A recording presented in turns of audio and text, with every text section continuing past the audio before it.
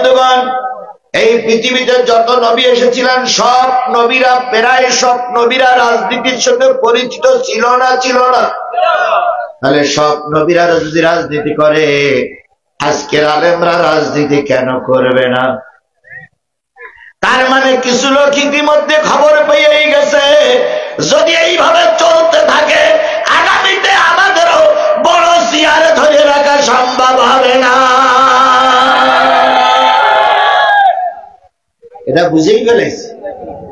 আর একটা সুসংবাদ আজকে দেই, এতদিন পর্যন্ত চরমনার পীর সাহেবেরা ইসলামী আন্দোলনের একটু দূরে দূরে থাকতো, ওরে গালিগালাজ করতো, ওরে গালিগালাজ করতো। আজকে জাতি 100%-এর ভিতরে 99.5% জাতি খুশি যে আজকে বাংলাদেশের সবচেয়ে বড় দুটি ইসলামী দল, দুই টুপিওয়ালারা একসঙ্গে এক টেবিলে চা খেয়েছে, একসঙ্গে ঘোষণা করেছে এক ময়দানে থাকবো, তবুও বাতিলদের কাছে দেশটারে আর উঠাইয়ে দেব না।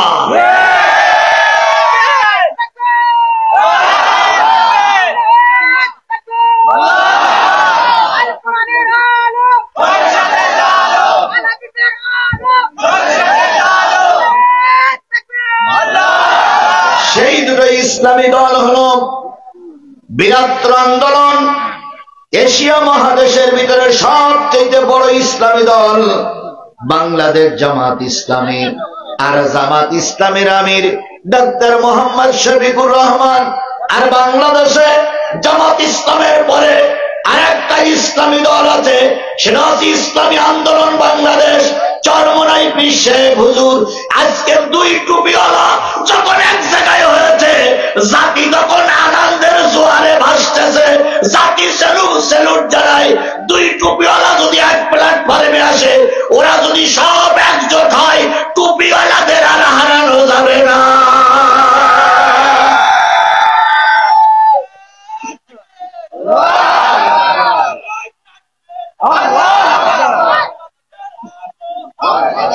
আমরা তো জাতি তো এরকমইটাই চেয়েছিল। কথা বলেন, কথা বলেন, কথা বলেন।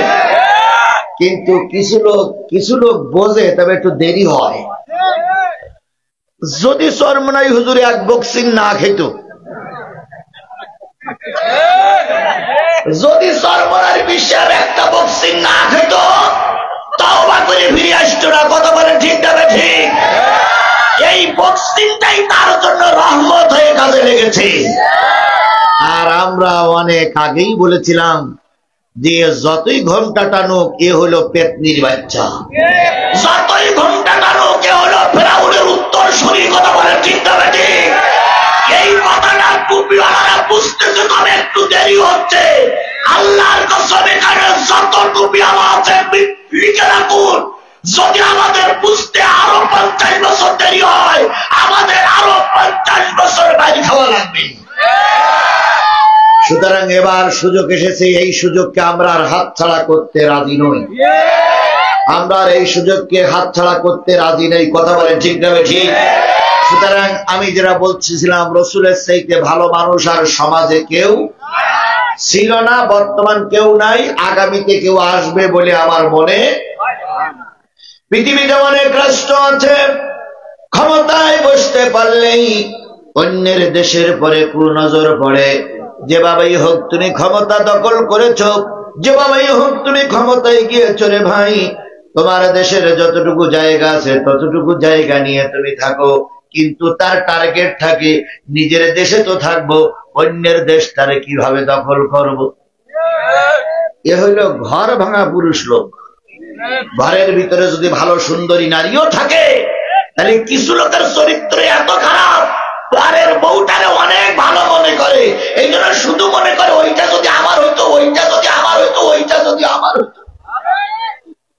এই জন্য অন্যের বউয়ের কাছে যে মাঝে মাঝে জুতোর বাড়িও খায়, কিন্তু কথায় বলে মানি লোকের মান জুতলেও যায় না। এদের মান সম্মানই নেই, এদের মান সম্মান জুতলেও যায় না। কিছু লোক জুতো খেয়ে পালাই গেছে, কিছুদিন পরে এসে বলবে আমি পালাই যাইনি, আমি ভারত দেখতে গেছিলাম। এরা বলবে এরা পালাই যায়নি, কি দেখতে গেছে?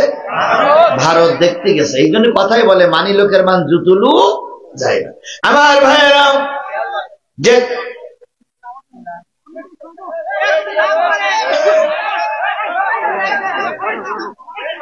যে জিনিসটা বোঝাতে চাচ্ছিলাম সেটা হলো, আচ্ছা হয়েছে হয়েছে হয়েছে হয়েছে ভাই ভাই, এই পাশে এই পাশে ভাই, আমি বলি আমি বলি আচ্ছা আমি বলি, আমার বলতে দেন। কিছু কিছু ওয়াজ গোটা বিশ্বময় ছড়িয়ে যায়। আমার ইতিমধ্যে কয়েকটা আলোচনা বিশ্বময় ছড়িয়ে পড়েছে। আমেরিকার লোকে দেখেছে, জাপানের লোক দেখেছে, তার মানে আমাদের বাংলাভাষী যারা আছে তারা দেখেছে, ওই দেশের লোকদের বসাই বসাই দেখায়। এই যে কথাগুলো হচ্ছে, এই কথাগুলো চলছে শেরপুরীর দড়ি বাংলায়, আর শুনতেছে গোটা বাংলাদেশের লোক, শুনতেছে সৌদি আরবের আপনাদের আজকে যিনি মেহমান, সৌদি আরব প্রবাসী, নিশ্চয়ই উনিও লাইভে শুনতেছে। হ্যাঁ, এখানে দেওয়া আছে, তাহলে লাইভে বসে উনিও শুনতেছে। তাহলে আপনাদের এই কথাগুলো, এই এলাকার কথাগুলো একটু বাইরে যাচ্ছে, এটা আপনাদের সুনাম হচ্ছে না দুর্নাম হচ্ছে? তাহলে একটু কষ্ট করতে হবে, কিছু পাতে গেলে কিছু দিতে হয়, এমনি এমনি পাওয়া যায় না। এখন তোমাদেরও বলি, মিডিয়া ভাইদেরকে বলি, আবার ওদের ডিস্টার্ব করে না, ওই 1 বছর ধরে মাহফিল দেবে বলে চেষ্টা করতেছে। এখন যদি শুনতে না পারে তাহলে রাগ তো একটু হওয়াই স্বাভাবিক। দুইজনের মিটমাট করে নেই, আল্লাহ কবুল করুক। আমার ভাইয়েরা, যে জিনিসটা বোঝাতে চাচ্ছিলাম সেটা হলো, কিছু কিছু মানুষ আছে দেশ দখল করার পায় তারা করে, তার ভিতরে আমাদের পার্শ্ববর্তী দেশ একটা ভারত। এই শুধু চাই লোকের দেশটা দখল করে নেব, লোকের দেশটা দখল করে নেব, তাই তার টার্গেট হলো আমাদের রংপুর জেলা, আমাদের দিনাজপুর দখল করবে, আর মাঝে মাঝে বলে আমাদের চট্টগ্রাম দখল করবে। বেটা তুমি চট্টগ্রাম দখল করবা আর আমাদের দেশের দিনাজপুর দখল করবা, সে সময় পাল্টে গেছে। যদি শেখ হাসিনা থাকতে তুমি চেষ্টা করতে, কি হতো জানি না, কিন্তু এখন আর চেষ্টা করে আমার দেশের একটা জেলা দখল করা তো দূরের কথা, আমার দেশের 1 ইঞ্চি জায়গা কাউকে দখল করতে দেওয়া হবে না।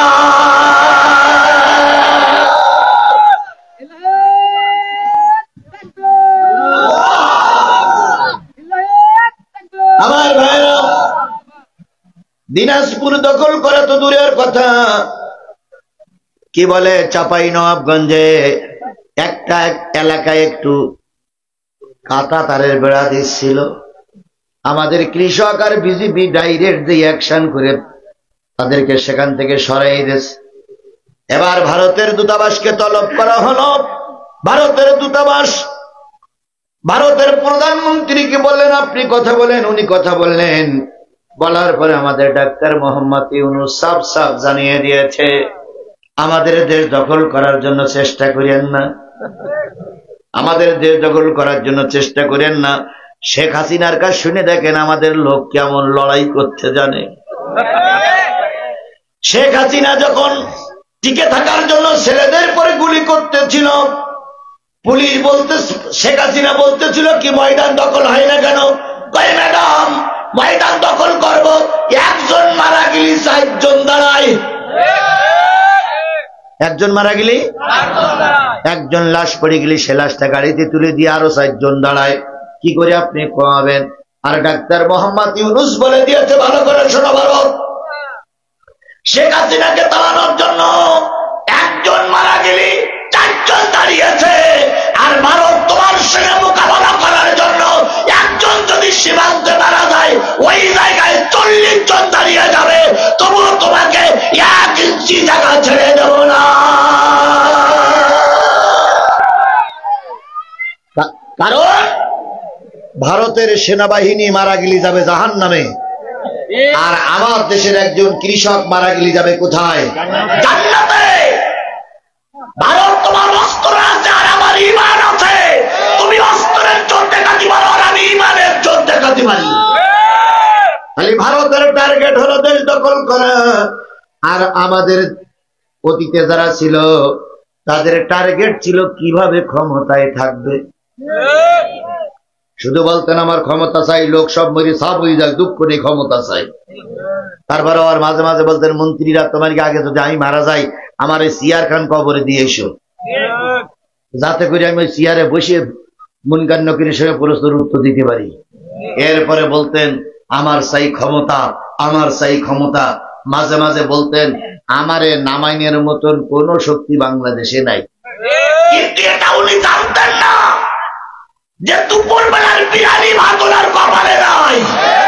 শেষ পর্যন্ত পালাই চলে গেল, দুপুর বেলার বিরানি ভাত কপালে জুটিনি। এবারে শোনাবার নবীর বেলায় যাই।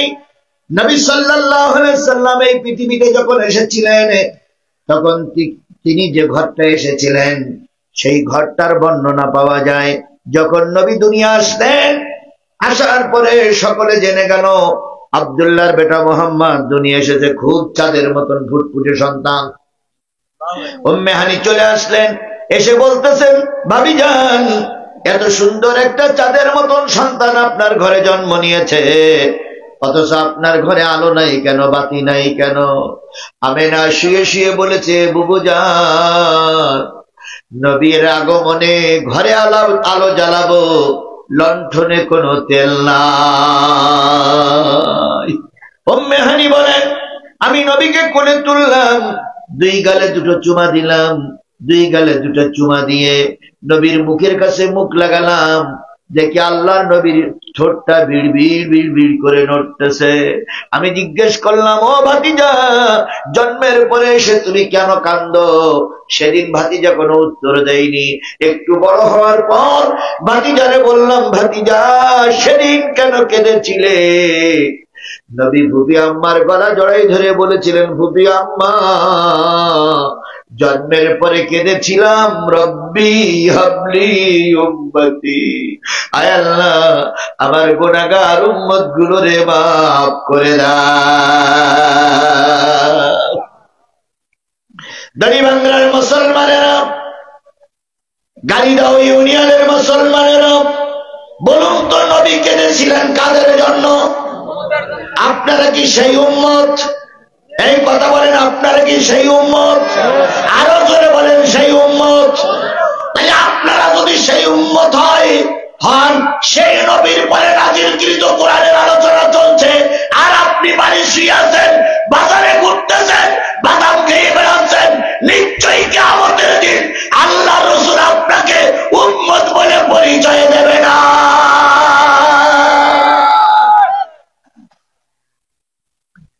যে লোকগুলো দাঁড়াই আছেন তারাও কি নবীর উম্মত? যদি নবীর উম্মত হন আপনারা দাঁড়ানো কেন? আল্লাহ আমাদের সবাইকে কবুল করুক, সকলে বলুন আমিন। আর একটু সামনে যান। আল্লাহর নবী উহুদের যুদ্ধে গিয়েছিলেন জাতির কল্যাণের জন্য, জাতির মুক্তির জন্য। কথা বলেন ঠিক না বেঠিক? নবী সাল্লাল্লাহু আলাইহি ওয়াসাল্লাম উহুদের ময়দানে গেলেন। উহুদের ময়দানে যে ব্যাপকভাবে মাইর খাইলেন, হাদিস শরীফে পাওয়া যায় আল্লাহর নবী উহুদের ময়দানে গর্তের ভিতরে ভুট হয়ে পড়ে গিয়েছিলেন। হেলমেট ভেঙে গেছে, গায়ের হেলমেট ভেঙে কড়া ভিতরে ঢুকেছে, দাঁত ভেঙে গেছে, দান ভাঙা নবী, দাঁত ভাঙা নবী, কড়া ভাঙা নবী, কড়া ভিতরে ঢুকে পড়া নবী গর্তের ভিতরে কি হয়ে পড়ে আছেন? ভুট হয়ে। পা দুই কান উপরে, মাথা নিচে, আল্লাহ নবীর রক্ত ঝরতেছে। নবী গর্তের ভিতর থেকে ডেকে ডেকে বলতেছে ফাতেমা বাবারে ভুলে যেও না, তাড়াতাড়ি কোথায় আছো ছুটে এসে দেখো তোমার বাবা গর্তের ভিতরে ভুট হয়ে পড়ে আছে। মায়ার নবী দয়ার নবী ভুট হয়ে পড়ে গেছে, ছোট দুইটা পা নাড়াই। এমত অবস্থায় ফাতেমা ছুটে আসলেন, সাহাবীদেরকে বললেন কে কোথায় আছো, চলে এসো, আমার বাবা মনে হয় মারাই গেছে। ও আমার জাতি, নবীকে দুই তিনজন উঁচু করে তোলা হলো, কড়া ভেঙে ভিতরে ঢুকেছি। তারপরে কি দাঁত শহীদ হয়ে গেছে, দাঁত ভেঙে গেছে।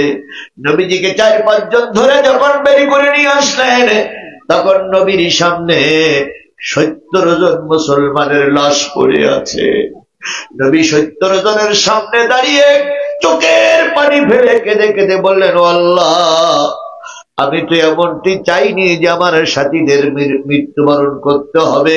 আয় আল্লাহ, তুমি আমার সাথীদেরকে দয়া করে মাফ করে দাও। তাই বলুন তো, আল্লাহর নবী উহুদে কাঁদলেন কাদের জন্য? আরো জোরে বলেন, কাদের জন্য? তাহলে সেই উম্মত যদি আমরা হয়ে থাকি, সেই উম্মত, সেই নবীর কথা হচ্ছে। তুমি রাত বাড়িতে ঘুরে বেড়াচ্ছ, বাড়িতে বসে আছো, কিয়ামতের দিন নবীর দরবারে মুখ দেখানো। বলুন তো, উহুদের ময়দানে রাসূল গিয়েছিলেন কিসের হেলমেট পরে? লোহার টুপি পরে। আপনার আর আমার মাথায় কিসের টুপি? সত্তার ভাই মাথায় কিসের টুপি? প্রিন্সিপালের মাথায় কিসের টুপি? আর আল্লাহর নবীর মাথায় কিসের টুপি? তাই আল্লাহর নবী এই টুপি খুলে লোহার টুপি পরেছিলেন কিসের বিধান চালু করার জন্য? জোরে বলেন, কিসের বিধান চালু করার জন্য?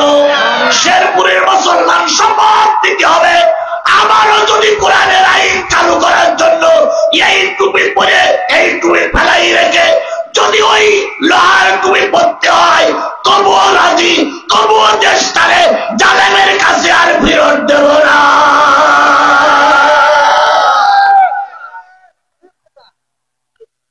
একমত? সবাই একমত? আমি জামাটা পরে আসি, কিসের জামা? কাপড়ের জামা। এটা টেট্টন হতে পারে, পলিস্টার হতে পারে, সুতি হতে পারে, লংকলাত হতে পারে। আর নবী জামা পরেছিলেন লোহার জামা। বলুন তো, আমার সেই নবী ভালো না খারাপ? তাহলে সেই নবী দিন প্রতিষ্ঠার জন্য কিসের জামা পরলেন? শেরপুরের মুসলমানেরা সবাই আসতেছে, এমনও হয়তো হতে পারে সব বাতিলেরা এক হয়ে গেছে, টুপিওয়ালারা এক প্ল্যাটফর্মে আছে, ওরা আক্রমণ করবে। সেদিন হয়তো এমন হতে পারে পাঞ্জাবি খুলে লোহার জামা পরা লাগতে পারে। এখন যদি পাঞ্জাবি খুলে লোহার জামা পরা লাগে, প্রত্যেকই রাজি আছে? সবাই মিলে প্রত্যেকই রাজি আছেন? যদি রাজি থাকেন তাহলে বুঝতে হবে আপনি আমি নবীর উম্মত। আমরা সহজ সহজ উম্মত, সহজ সহজ কাজগুলো খুঁজে বেড়াই। মেসওয়াক করা সুন্নত, মিষ্টি খাওয়া সুন্নত, তাল তেঁতি খাওয়া সুন্নত, দাড়ি রাখা সুন্নত, টুপি পরা সুন্নত, এগুলো যেমন সুন্নত, এর চাইতে বড় সুন্নত হচ্ছে দিন কায়েমের জন্য রাজপথে রক্ত দেওয়া। তুমি মেসওয়াক করা ফজিলত তো জানো, খাওয়ার শেষে মিষ্টি মুখের হাদিসটাও মানো। শুধু হক কথাটা উচ্চ স্বরে বলতে পারো না, অন্যায় দেখে বারুদ হয়ে জ্বলতে পারো না। কেমন মুসলমান তুমি একটু বলো না, কেমন তোমার ঈমান একটু ভাবো না। তুমি যেই কালেমার দাওয়াত দিলে হাদিয়া তোহফা মেলে, দেখো সেই কালেমার দাওয়াত দিয়ে কত জন আজি জেলে। তুমি যেই কোরআনে রস করিলে বুকেতে নাই তুলে, দেখো সেই কোরআনের ব্যাখ্যা লিখে কেউ ফাঁসিতে ঝোলে। তুমি ভাঙনের খেলা খেলতে জানো, গড়তে জানো না, অন্যায় দেখে বারুদ হয়ে জ্বলতে পারো না। কেমন মুসলমান তুমি একটু বলো না, কেমন তোমার ঈমান একটু ভাবো না। আমার ভাইরা, তাহলে রসুল জন্মের পরে কাঁদলেন উম্মতের জন্য, উহুদের ময়দানে কেঁদেছেন উম্মতের জন্য, এখন কবরে শুয়ে শুয়ে কাঁদতেছেন কাদের জন্য? কিয়ামতের দিন কাঁদবেন কাদের জন্য? তাহলে আমরা যদি সেই নবীর উম্মত হই, তাহলে সেই নবীর নাম শোনার পরে দুরূদ শরীফ পড়া দরকার আছে না নাই? কারোর জবান বন্ধ থাকবে না, সকলে মিলে বলছি সাল্লাল্লাহু। বন্ধুগণ বলুন তো, এই পৃথিবীর সবার উপরে যিনি, তিনি কে? আল্লাহর উপরে আর কেউ আছে? তাহলে আল্লাহ আমাদের কি? রব। আল্লাহ আমাদের কি? তাহলে আল্লাহ সমস্ত পৃথিবীর সবার চাইতে উপরে। এবার বলুন তো, পৃথিবীর সবচেয়ে ভালো মানুষটির নাম মুহাম্মদ রাসূলুল্লাহ সাল্লাল্লাহু আলাইহি সাল্লাম। এবার বলুন তো, পৃথিবীর সবচেয়ে দামি কিতাবের নাম কোনটি? তাহলে আল্লাহ আমার রব, তিনি সর্বশ্রেষ্ঠ। নবী আমার নেতা, তিনি মানব কুলের শ্রেষ্ঠ মানব। আমার ধর্ম গ্রন্থের নাম হলো কোরআন। এই কোরআনের ভিতরে কোন সন্দেহ, ভেজাল, নির্ভেজাল কোরআন। নবী সর্বোত্তম, আল্লাহ সর্বশ্রেষ্ঠ। এই আল্লাহ নবীর পরে কিতাব নাজিল করলেন। ওই কিতাবের আলোচনা যারা শোনে, জেনে নাও, লিখে নাও, তারা হলো এই পৃথিবীর সর্বশ্রেষ্ঠ মানুষ। শেরপুরের মানুষ আর লিখলেন, আপনারা যারা আমার সামনে বসে বা মঞ্চে বসে ওয়াজ শুনতেছেন, আমি লিখে দিতে পারি, আপনারা সবাই এখন জান্নাতি। এই মুহূর্তে আপনারা সবাই কি? সবাই জান্নাতি। এর ভিতরে জাহান্নামী লোক একটাও নাই। এই মজলিসের ভিতরে জাহান্নামী লোক একটাও, সবাই জান্নাতি। কারণ এখন আমরা জান্নাতের ভিতরে বসে আছি। তাহলে জান্নাতের ভিতরে জাহান্নামী মানুষ থাকে? তাহলে এর ভিতরে আছেন কারা? তবে হ্যাঁ, এরপরে যদি বেরিয়ে যদি কেউ বিড়িয়ে খান, তখন আমার কোনো দায় দায়িত্ব থাকবে না। কিন্তু এখন আপনারা বসে আছেন কোথায়? তাহলে এই জান্নাতের ভিতরে কি আপনারা থাকতে রাজি আছেন, না বেরিয়ে যাওয়ার জন্য মন করতেছে?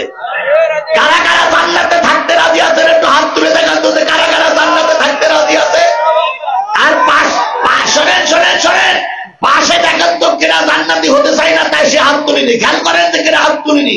এইবার তার হাত উঁচু করে বলবেন, হুজুর এ জান্নাতে থাকবে না, এ দোজখে যাবে। সবাই আছে? সবাই জান্নাতি মেহমান হতে চান? আল্লাহ একটা জোরে তাকবীর দেন আল্লাহ নামে। নারে তাকবীর। আরো জোরে বলেন নারে তাকবীর, লিল্লাহি তাকবীর। হাত নামান। আপনি হাত উঁচু করেছেন, কিসে থাকবেন? এটা জান্নাতের বাগান। আমার সাত্তার ভাই বলে, যদি বলেন যে যদি আপনি প্রমাণ নিতে চান, দুইজন মাওলানা, আমাদের বর্তমান চেয়ারম্যানও মাওলানা, সাত্তার ভাই মাওলানা, এই এক মাওলানায় ফাউল। যদি আপনি মনে করেন মাওলানাদের কাছে শুনবেন, আমার কথা ভুল হলে তারা আপনাদেরকে বলে দেবে ইনশাআল্লাহ। তাহলে জান্নাতে বসে আছেন। এই জান্নাত তার সহ্য হবে না, বুঝতে হবে পরকালের জান্নাত তার কপালে নাই। এইবার যারা বেরিয়ে যাবে, মনে করবেন ওইটা জাহান্নামীরাই যাচ্ছে। দেশে যে বড় নেতা হোক না কেন, জাহান্নামী গুলো বেরিয়ে যাবে। তাহলে আপনারা কি বেরিয়ে যাবেন না থাকবেন? আচ্ছা, আপনার হাত উঁচু করা কি আল্লাহ দেখেছে? কি ওয়াদা করেছেন? কোরআনের মাহফিলে থাকবেন, তাই না ভাই? এখন আপনার হাত উঁচু করে আল্লাহ দেখবে কি করে? উপরে তো সামিয়ানা, সামিয়ানার ভিতর দিয়ে আল্লাহ দেখতে পাইছে। এই বিশ্বাস যদি থাকে, তাহলে দয়া করে আপনারা শেষ মোনাজাত, আমরা শেষ মোনাজাত পর্যন্ত থাকবো। আমার সম্মানিত মসজিদের সভাপতি, উনি বলেছেন হুজুর 2.5 ঘন্টা ওয়াজ করবে। আমি কোন সময় 2.5 ঘন্টা ওয়াজ করিনি, আর করার পক্ষপাতও আমি না। 2.5 ঘন্টা একটা মানুষ ওয়াজ করে যদি মরিয়ে যায়, তাহলে কালকের মাহফিল করবে কিনা? কালকে দিনের বেলার মাহফিল আমার বেলকুচি, রাতের মাহফিল টাঙ্গাইল। তাহলে আজকে আমি মরিয়ে যাই, আর আপনারা কালকে ওই মাহফিল করে দিয়ে আসবে। গাইবান্ধা জেলার না, কি বলে গাইবান্ধা না, ওটা হলো নওগাঁ জেলার মান্দা থানা। একবার আমি মাহফিল করতে গেছি, এখানে তো 2-3 বছর আগে। তো ওইখানে একটা অঘটন ঘটে গেছে। অঘটনটা হলো এইরকম যে, ওই এক হুজুর ওয়াজ করতে বলেছে যে যদি এই গোরস্থানে কবরস্থানের উন্নয়ন করবে মাহফিল। উনি বলতেছে যদি এই কবরস্থানে যদি কোনো আলেম ব্যক্তি মরিয়ে ঘুমিয়ে থাকে, তাহলে ওই আলেমের খাতিরে এই কবরস্থানের মানুষের সব গোরের আযাব মাফ। তা আপনাদের এই কবরস্থানে কোন আলেম আছে? তা লোক বলিছে না। তখন উনি বলিস, তাহলে চেষ্টা করবেন যে কোনো কায়দায়, যে কোনো ছলে বলে কলে কৌশলে কবরস্থানে একটা আলেম ব্যক্তির কবর দেবে। এখন ওরা বলি, আচ্ছা ঠিক আছে হুজুর, আপনার কথাটা আমাদের মাথায় থাকলো। এখন হুজুর ওয়াজ করে রাত 1:30 2 পর্যন্ত ওয়াজ করে যাই শুয়েছে। দুজন খাদেম আছে, বড় হুজুর ঘুমাই রয়েছে খাদেমদের নিয়ে। সকালবেলা আজান হয়েছে, বড় হুজুর আর কষ্ট হয়েছে বলে নামাজ পড়তে আসেনি, খাদেমেরা আইছে। এখন সভাপতি বলতেছে ইমাম সাহেবের, হুজুর কালকে সে প্রধান বক্তা কোথায়? তো বলতেছে কেন? কালকে একটা ওয়াজ করিস, আমার জীবনে একদম খাপে খাপ মিলে গেছে। তা বলতেছে কি? শোনেননি হুজুর বলেছে একজন আলেম ব্যক্তির কবর দিতে পারলে কবরস্থানে গোরের আজাব মাপ। তো এই গোরস্থানে আমার দাদা শুয়ে আছে, বাপ শুয়ে আছে, আমিও শোবো। তা আমার টার্গেট এই স্থানে একটা হুজুর মানুষের কবর হোক। তা আমাদের আশপাশ তো কোনো হুজুর মরে যায়নি আর কেউ নেই, তো এই হুজুরটার মেয়ে এখানে কবর দিলে কেমন হয়? তো ইমাম সাহেব বলতে তাও কাজটা খারাপ না। তাহলে এক কাজ করেন, তাহলে মোনাজাত করি, চলেন আমরা যাই। যে কোনো কথাবার্তা না, যে মুখ সেবি ধরতে হবে, ধরে মেরিয়ে এখানে কবর দিতে হবে। দুই খাদেম এই কথা নিয়ে শুনে জুতো ফেলাই দিয়ে দৌড়চ্ছে আসতে। যে হুজুরের বলতে, হুজুর কালকে কি ওয়াজ করে লাইন খারাপ। হুজুর বলতে কেন? এই ঘটনা। হুজুর বলছে তাহলে ব্যাগ আর নেবার দরকার নেই, জুতো দরকার নেই, সোয়ালার মাঠ আড্ডে চলে যাই। তিনজন শুধু দৌড়চ্ছে, মাঝে মাঝে পিছনে তাকায়, শুধু দৌড়চ্ছে, গ্রাম থেকে ওই পারে যাই পারলি বাস। ও ভাই আপনারা কে এইরকম করবেন বলে লেগেছেন নাই ভাই? তাহলে আপনারা আমার পর এত চাপ দিচ্ছেন কেন যে এতক্ষণ হজ করতে হবে? না ভাই, আমি শোনেন আমি বলি, আমি সাধারণত সাত্তার ভাইও জানে, চেয়ারম্যান ভাইও জানা, আমি সাধারণত 1 ঘন্টা 1 ঘন্টা 45 মিনিট কোন কোন ক্ষেত্রে যদি নেতারা একটু বাধা দেয় তো বেগ সাগে, তাই ওই শেষের 15 মিনিট একটু ঝাড়াঝাড়ি শুরু করি।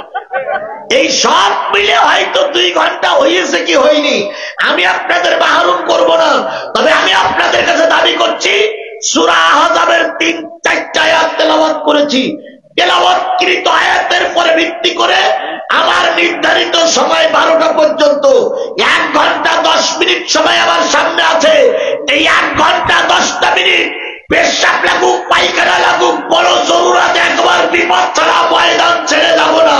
কারা কারা রাজি আছে 2 হাত উঁচু করে আল্লাহর এলাকার জোরে তাকবীর হবে, নারায়ে তাকবীর।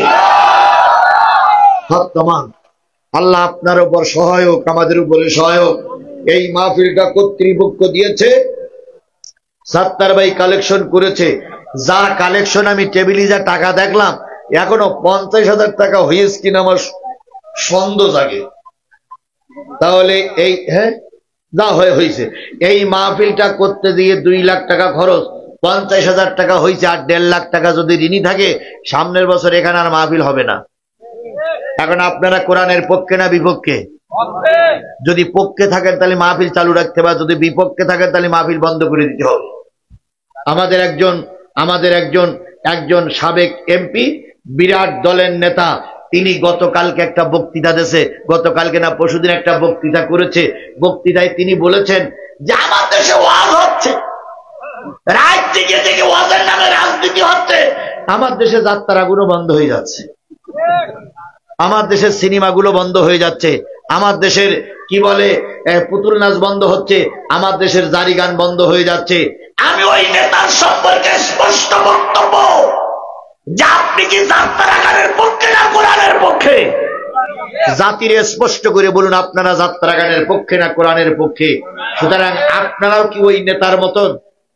তাহলে আপনারা সবাই কিসের পক্ষে? এই কোরআনের পক্ষে থাকতে গেলে আপনাদের পকেট থেকে কষ্ট করা 20টা টাকা, 30টা টাকা, 50টা টাকা এই মসজিদে দিয়ে মাহফিলওয়ালাদের হাতকে শক্তিশালী করতে হবে। আপনারা কি রাজি আছেন? এই যে মুরব্বীরা উঠলেন, উনি কি কোরআন শরীফ শুনবেন বলে হাত তোলেননি?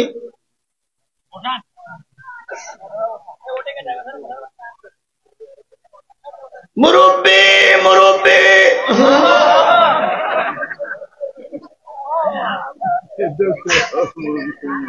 আল্লাহ আমাদের কবুল করুক। পকেটে টাকা আছে? 10 টাকা হোক, 5 টাকা হোক, 20 টাকা হোক, 50 টাকা হোক, 100 টাকা হোক, 200 টাকা হোক, 500 টাকা হোক, আছে টাকা পকেটে? একটু হাত তোলেন, কাদের পকেটে টাকা আছে? 2 টাকা থাকলেও হাত তোলেন, 2 টাকা থাকলেও হাত তোলেন, 2 টাকা 2 টাকা। আমি 2000 টাকা যাচ্ছি না, 2 টাকা থাকলেও হাত তোলেন। মাশাআল্লাহ, সবার পকেটে টাকা আছে। এই পকেটে, এই হাতগুলো সব পকেটে দেন, আমি ওদের হাতগুলো সব পকেটে দেন। দেন দেন, সবাই দেন, সবাই দেন, সবাই দেন। এই ছেলেরা, ছেলেরা কেউ যাবে না, সবুজ ব্যাগ। যেও না, যেও না, যেও না, যেও না, যেও না। কারোর টাকা তোলা লাগবে না, আমি একলাই দেখতেছি, কারোর টাকা তোলা লাগবে না। বসে। বন্ধুগণ, আপনাদের সবার কাছে দাবি, মসজিদের জন্য আপনাদের এই টাকা নিয়ে মসজিদের ছাদ হবে, আপনাদের টাকা নিয়ে মসজিদের কাজ হবে। কেউ খাওয়ার জন্য এখানে এসে বসিনি। এই জন্য আপনি অন্তত 2টা ইটির টাকা আপনার বাবার নামে, মার নামে দেন, 20টা টাকা অন্তত দেন। এখন নেতারা এখানে যারা আছে, এই নেতাগুলো হয় বিএনপির নয় জামাতের। এই নেতাগুলো বিএনপি জামাতের নামাইয়া আওয়ামী লীগের নেতা ওখানে উপস্থিত করেন। কারণ আমি আওয়ামী লীগের নেতা চাই, বিএনপি জামাতের নেতা চাই না। কি বললেন? নাই বললে হবে না, ওদেরকে ভাড়া করে নিয়ে আসতে হবে। ভাড়া করে না হলো ওই ভারতে যারা আছে বলছে ভাই মাহফিল খেয়ে আবার চলে যাবে, মাহফিল খাতি হয়। যদি বলেন কেন হুজুর ওদের পরে আপনার দরদ, আমার বিরাট দরদ ওদের উপরে। এই জন্য যে ওরা সব খেয়ে বুড়ির ভিতরে ঢুকাইছে, এখন ওদের মঞ্চে আনতে বলে অন্তত ফেরি ফেরি বের করা যাবে। এই জন্য যদি 10টা নেতা মঞ্চে থাকতো, 10, 50, 5 লাখ টাকা হইতো, 1 টাকাও আমাদের দেওয়া লাগতো না। কিন্তু এই নেতারা যারা বসে আছে, এসব ফকির নেতা, এসব ফকির নেতা। কারণ এরা বিগত 15.5 বছর শুধু মামলা খেয়েছে। কথা বলেন ঠিক না নাকি? একটা জামিন ধরতে গেলে 50,000, 1 লাখ টাকা করে দেওয়া লেগেছে। আর সেই টাকার কমিশন খেয়েছে ওরা। ওদের বুড়ি ভরি টাকা বের করতে হবে। এনাদের পায়ে যদি পড়ে থাকলো, পকেটে টাকা নেই, তা দেবে কোথা থেকে? কথা বলেন, কথা বলেন, কথা বলেন। আমি জামাত ইসলামের কোন নেতা কিচ্ছু না, তাই আমার নামে 20টা মামলা। আর যারা নেতা তাহলে তাদের নামে কয়শো মামলা। আজকে আসার সময় 2013 সালে একটা মামলা হয়েছিল, মামলা নম্বর 64, কালীগঞ্জ থানা, সাতক্ষীরা। 64 মামলা কালকে খারিজ হবে। তাই আমার থানা আমি সাহেব ফোন করছে, জিহাদি কোথায়? আমি তো শেরপুর। কালকে বলো 64 মামলা খারিজ হবে, তাড়াতাড়ি টাকা পাঠান। তাই বললাম 8 টাকা কত দেবো? তাহলে আপনারটা বাদ থাক। আমার বলছে আপনারটা বাদ থাক, আমি থাকে থাক, আরো 10 বছর খাটি, টাকা অবশ্যই পাঠাইতে হবে। তা বলছিলাম এইরকম 20টা মামলা যদি আমার পরে থেকে থাকে, 20টা মামলার থেকে একটা মামলা আছে নেতার নামে মামলা, আরেকটা মামলা আছে দোকান পোড়াই নিয়ে মামলা, আরেকটা আছে ঘর পোড়াই নিয়ে মামলা, আরেকটা আছে হলো মোটরসাইকেল পোড়াই নিয়ে মামলা, আরেকটা আছে গাছ কাটা মামলা, আরেকটা মামলা আছে জিহাদি মামলা। ওই জিহাদি মামলায় আমার ধরে নিয়ে মামলা শুরু করেছিল 75 জন আসামি, তার ভিতরে আমি 1 নম্বর। তাই ওই মামলাটার নাম হলো জিহাদি মামলা। কোর্টে গেলে আজকে কোন মামলার দিন? জিহাদি মামলার দিন। তাহলে এইভাবে করে আমরা মামলা খেটে আসছি। আমরা খুব বেশি দিতে পারি না, আপনাদের শুধু সহযোগিতা চাই। তারপরে নেতাদের একেবারে ছেড়ে দেওয়া যাবে না, যেহেতু নেতারা বসে আছে, দিয়েও আসছে। এখন আমিও তো আসলাম, আপনাদের ওখানে দিয়ে আসছে। এখন মোসাফেরের হাতে কিছু দেবে না নেতারা? বলেন দেবে না? যা থাকে তাই দেবে, তারপর আপনারা দেবেন। তাহলে আগে নেতার থেকে শুরু হোক। কথা বলেন, নেতার থেকে শুরু হোক। মাশাআল্লাহ, দেন নেতারা দেন। আগে সাত্তার ভাই দেখ, কারণ সাত্তার ভাই এর আগে শুধু মানুষের কাছে গেছে। এবার সাত্তার ভাই দেন। তৈবুর ভাই দেন, দেন দেন দেন দেন দেন দেন। মাশাআল্লাহ, মাশাআল্লাহ। ওরে আমার সাত্তার ভাই মন বড়, আগামীতে আল্লাহ পাক সম্মান বাড়াই দেন। দেন দেন মুরব্বীরা, তাড়াতাড়ি দেন, আর তো দিতে হবে না তো। না ভাই, না ভাই, না ভাই, না ভাই, বেশি দাবি করবো না। কারণ আমি দাবি করার মন মানসিকতা রাখি না। কারণ ওনাদের ব্যাপারে আমি ভালোই জানি। যদি আমি না যেতাম, যদি আমি জেল না খাটতাম, যদি আমি আয়না ঘরে না যেতাম, যদি আমি রিমান্ড না খাটতাম, যদি আমার ঠ্যাং হাত করা পা বেড়ি না পড়াইতো, যদি আমাকে জেলের ভিতরে ছেলে যদি না রাখতো, তাহলে আমি বুঝতাম যে আসলে মামলাটা এমনি। কিন্তু মামলা যারা খেটেছে তারাই জানে মামলার কি জ্বালা। এই জন্য আপনাদের এদিক শব্দ বা শেষ, এদিক তো মোটা আসতেছে না কেন ভাই? আপনারা দিলেন না কেন? তাই যা আছে তাই দেন দেন ভাই, আপনি দেন। আরে আবার দেন। দেন দেন দেন ভাই, কি করবা, দেন দেন দেন দেন ভাই, দেন সবাই দেন, সবাই পকেটে একটু হাত দেন, হাত দেন, হাত দেন, হাত দেন। ওরে যেগুলো আছে সবগুলো দেন, কাগজপত্র সহ দেন। মাশাআল্লাহ মাশাআল্লাহ ভাই, এই মুরব্বির কাছে দেন, অন্ধকারে দেন, অন্ধকারে দেন, কেউ দেন, হ্যাঁ ঠিক আছে, অন্ধকারে দেন, অন্ধকারে দেন ভাই। আপনি হাত দেন ভাই, আপনি হাত দেন, দেন দেন, হয়ে গেছে। মাশাআল্লাহ, এই তো মাশাআল্লাহ, অনেক হইলো, অনেক না, মাশাআল্লাহ মাশাআল্লাহ মাশাআল্লাহ, জাযাকাল্লাহ খাইরান। এবার আচ্ছা আচ্ছা, ঠিক আছে ঠিক আছে, তাহলে এই দেখেন, এই দেখেন, এই দেখেন, আগে দেশে তারপর অনেক। তাহলে এবার আপনারা মাহরুম করবেন। কারা কারা বের করেছেন হাত তোলেন, কারা কারা বের করেছেন, কারা কারা বের করেছেন? অনেক লোক হাত তোলেন। ও ভাই, 2 টাকা হবে না? এইবার ছেলেরা যাও, এইবার ছেলেরা যাও, আল্লাহ কবুল করুক, আল্লাহ সবাই দান কবুল করুক, আল্লাহ কবুল করুক। জি, এবার ছেলেরা যাচ্ছে, মা বোনদের কাছেও গেছে, মা বোনদের কাছে, জি বাবা ধৈর্যাও, মা বোনদের কাছে, মা বোনদের কাছে, আল্লাহ কবুল করুক, আল্লাহ কবুল করুক। এই আজকের মাহফিলের যিনি প্রধান অতিথি, উনি তো বিদেশে বসে শুনতেছে, কিন্তু ওনার দানটা কত? 60,000 গেছে। আল্লাহু আকবার, আল্লাহু আকবার, আল্লাহ আল্লাহ কবুল করুক। জি, ওনার ছেলে মনে, হ্যাঁ ঠিক আছে, বাপ কা বেটা, জি বাপ কা বেটা, বাপের দেখাচ্ছে যা বাবা আমি মাহফিলে আছি। আল্লাহ কবুল করুক, আল্লাহ কবুল করুক, আমাদের প্রবাসী ভাইকে কবুল করুক। জি জি, তাড়াতাড়ি তাড়াতাড়ি, যত তাড়াতাড়ি দেবেন ততই আলোচনা শুরু হবে, যত তাড়াতাড়ি দেবেন তত তাড়াতাড়ি আলোচনা শুরু হবে। মেহরবানি করে কোরআনের মাহফিলে যারা বসে থাকবে তারা মুসলমান, আর যে কোনা চলে যাবে ও কোনা হলো শয়তানের দালাল। নিশ্চয় আওয়ামী লীগের লোক চলে যাবে, মুসলমান চলে যেতে পারে না, কারণ আমি তো কোরআনের কথা বলার জন্য বসেছি, কোন পক্ষে বিপক্ষে বলার জন্য বসি নাই।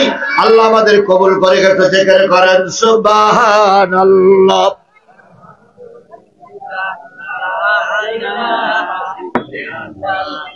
সুবহানাল্লাহ, লা ইলাহা সুবহানাল্লাহ। ভাই, বাড়ি পর্যন্ত যাওয়ার সুযোগ আল্লাহ নাও দিতে পারে, বাইরে 12টা পর্যন্ত টাইম বেঁধে দেওয়া। দয়া করে ময়দান ছেড়ে যাবেন না, যদি মুসলমানের বাচ্চা হন।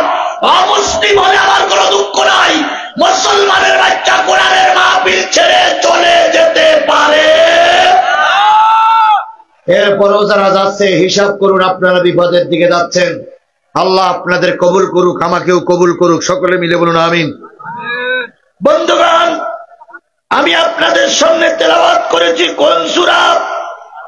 আহজাব। সবাই মিলে বলেন কোন সূরা? আরো জোরে বলেন কোন সূরা? আপনারা শুনতে বসেছেন কোরআনের তাফসীর। এবার বলুন তো, তাফসীরুল কোরআন মানে কি? কোরআনের তাফসীর, তাফসীর মানে হলো ব্যাখ্যা, আর কোরআন মানে হলো কোরআন।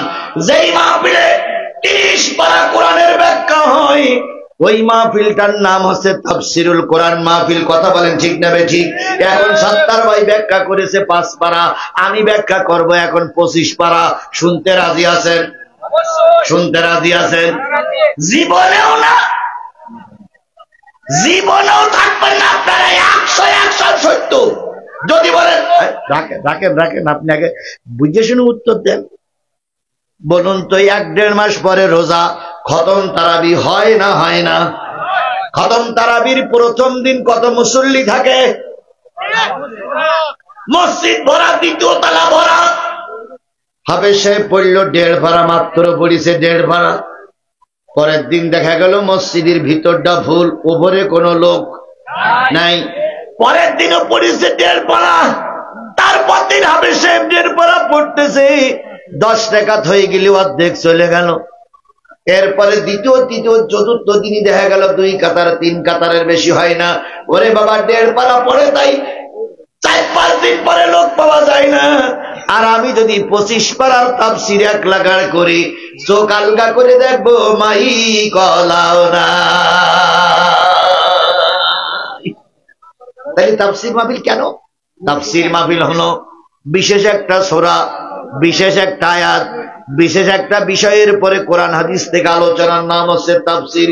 যেমন আমি আপনাদের বলি, আপনারা নিশ্চয়ই শেরপুরের মানুষ বেগুন চেনেন। কথা বলেন, বাগুন চেনেন? সবাই মিলে বলেন বাগুন চেনেন? বাগুনের এরিয়া। এবার বলুন তো, বাগুন লাগানোর আগে কি লাগে? না, ময়দান পরিষ্কার করা লাগে, চাষ দেওয়া লাগে। চাষ দেওয়ার পরে বাগুনের ছোট ছোট চারা ওখানে রোপণ করতে হয়, তাই না? রোপণ করার পরে গাছগুলো শীতকেই মিটকেই থাকে। তারপরে আবার ওই বাগুন গাছের গোড়ায় পানি দিতে হয়। পানি দেওয়ার পরে গাছগুলো একটু তরুতাজা হয়। এবার ওর গোড়ায় সার দিতে হয়। সারের পরে এবার নিংড়ানি দিয়ে নিংড়াতে হয়। নিংড়াতে একটু বড় হয়। বড় হওয়ার পরে গাছে ফুল আসে। ফুল আসার পরে বেগুন হয়। বেগুনের রং সাদা হয়, কালো হয়, লাল হয়, হলুদ হয়, বিভিন্ন রকমের বেগুন হয়। ওই বেগুন তুলে কোথায় নিয়ে যেতে হয়? বাজারে বিক্রি করতে হয়। ওই বেগুন বিভিন্ন কায়দায় খাওয়া যায়। ভর্তা করে খাওয়া যায়, পুড়িয়ে খাওয়া যায়, ইলিশ মাছের সঙ্গে তরকারি রান্না করে খাওয়া যায়, ভাজি করে খাওয়া যায়। আবার ওই বেগুন একটু বেশি খাইলে চুলকানি পাতলা হওয়ার সম্ভাবনা আছে। এইবার ওই বেগুন গাছ কয়দিন মাঠে থাকে? 6 মাস পর বেগুন গাছ কি করতে হয়? তুলে আমার ভাবি জানে না, পোড়াইয়ের চুলোয় দিয়ে পোড়াইয়ে দেয়। এই যে বেগুন গাছের বিচি রোপণ করলাম আর এই পোড়ানো পর্যন্ত এই যে লম্বা আলোচনা করলাম, এইটাই হলো বেগুনের তাফসীর।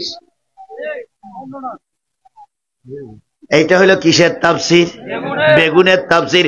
এতক্ষণ বেগুনের তাফসীর করলাম, বোনা থেকে শুরু করে শেষ করা পর্যন্ত ঠিক একটা আয়াত বেগুনের মতন ধরে নিয়ে বেগুনের সঙ্গে আয়াতের তুলনা করলে আল্লাহ আমার হয়তো গোনা দেবে, মাফ করুক, বোঝানোর জন্য বলছি।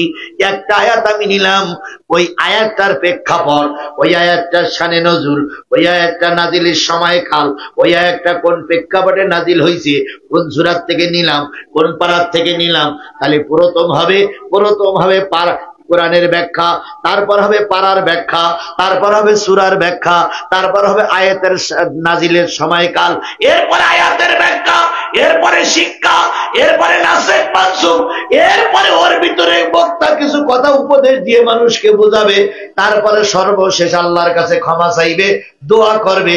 এইটাই হলো আয়াতের তাফসীর। কথা কি বুঝাইছে? কথা কি বুঝাইছে?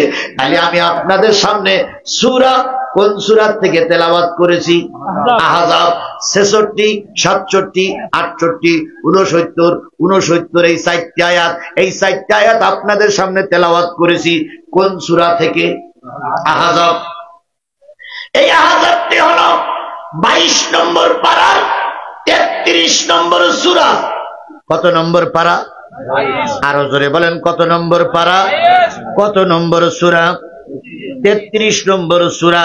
33 নম্বর এই আহজাব সূরাটার ভিতরে মোট আয়াত সংখ্যা হলো 73টা আয়াতের ভিতর থেকে আমরা তেলাওয়াত করেছি কয়টা?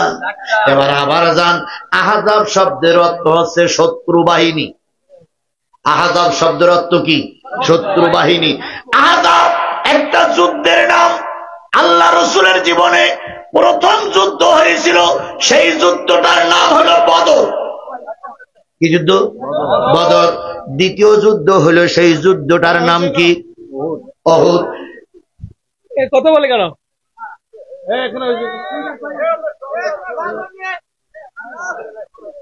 চুপ। তৃতীয় যুদ্ধের নাম হলো আহজাব। তৃতীয় যুদ্ধের নাম কি? আহজাব। এবার বলুন তো, বদরের যুদ্ধে মুসলমানদের সংখ্যা ছিল কত? 313। মুসলমানরা জিতে গেল না হেরে গেল? আরো জোরে বলেন, জিতে গেল না হেরে গেল? তাহলে বোঝা যায় সৈন্য দিকে যে তার হার হয় না। 313 জন ইমানের বলে বলিয়ান ছিল, তাই আল্লাহ পাক বিজয় দান করলেন।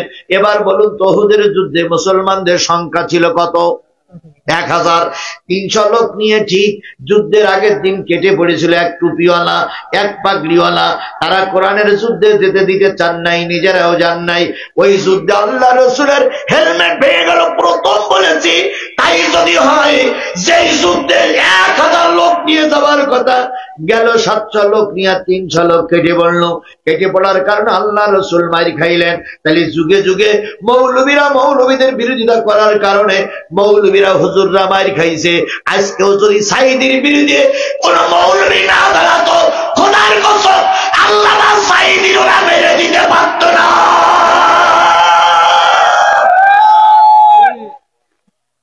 আল্লামা সাঈদীর মরার জন্য একদল টুপিওয়ালারাই দায়ী, একদল মৌলবীরা দায়ী। এই ইউনিয়নে আমার চেয়ারম্যান ভাই বললেন কয়টা মসজিদ? 102টা মসজিদ এক ইউনিয়নে।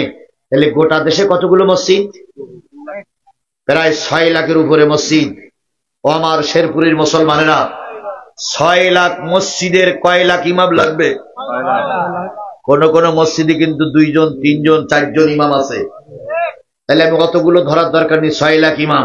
এবার শুক্রবারের দিন যখন মসজিদে জুমার সালাতের জন্য খুতবা দেওয়ার জন্য ইমাম সাহেব দাঁড়ায় অথবা বসে যায়, সামনে দাঁড়িয়ে একজন আযান দেয়, তারে কি বলে? তাহলে 6 লাখ যদি ইমাম লাগে কয় লাখ মুয়াজ্জিন লাগবে? তাহলে আরো 6 আর 6 কত?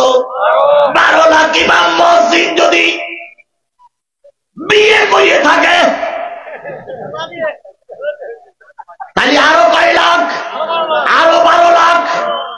সেটা যদি একটা বিয়ে হয়, কিন্তু অনেক হুজুর আমার সুন্নত আদায় করতে গিয়ে 1 2 3 4 আছে না? নাজায়েজ নয়, করতে পারে, এরকম আছে না? 2 3 4 খাদেমদের বলে এই মেয়ে দেখ, তাই হুজুর 2 জন তো আছে। কয় 2 জন থাকলে তুই হাদিস কোরআন জানিস 4টি বিয়ে করা সুন্নাত? ও 4টি বিয়ে করা সুন্নাত এইটা খোঁজে, কিন্তু আল্লাহর কোরআনের জন্য যে রক্ত দেওয়া সুন্নাত এটাও খোঁজে না জীবনেও। তাহলে 3 4 বিয়ে যদি হয় তাহলে আরো 3 4 জন বেশি হলো। এবার আসুন 4 জন 5 জনে যাওয়ার দরকার নেই। 12 লাখ ইমাম মসজিদ আর 12 লাখ ইমাম মসজিদ যদি বিয়ে করে থাকে তাহলে মোট কয় লাখ হলো? এই 24 লাখ ইমাম মসজিদ আর তার স্ত্রীরা যদি কোরআন বুকে নিয়ে রাস্তায় নেমে দিন কায়েমের জন্য রাস্তায় নামতো, খোদার কসম শেখ হাসিনা কেন, শেখ হাসিনা কেন, খালেদা জিয়া কেন, সর্বদলের থেকে যদি তাদের সব মৃত্যু লোকগুলো উঠে আসতো, কোরআনের বিধান বন্ধ করতে পারত না। কিন্তু আমাদের দেশের হুজুররাই ইসলাম চায় না। আমাদের দেশের মৌলবীরা ইসলাম কায়েমের, দিন কায়েমের বিরোধী। এরকম মৌলবী আমাদের এলাকায় আছে না নাই? আরে বাপ রে বাপ, বিগত 15.5 বছর একটাও গরম কথা বলতো না, মসজিদও বলতো না, ময়দানেও বলতো না। তো ইমাম মুয়াজ্জিন সাহেব মাঝে মাঝে জিজ্ঞেস করতেন, হুজুর আগে যে খুব গরম গরম কথা বলতেন এখন আর বলেন না কেন? কই এখন লাইন খারাপ। আবার তারাই শেখ হাসিনা চলে যাওয়ার পর এমন গরম গরম কথা ময়দানে বলতেছে, দেখলি মনে হয় ওরাই রাজমিস্ত্রি আর আমরা জোগাড়িয়ে।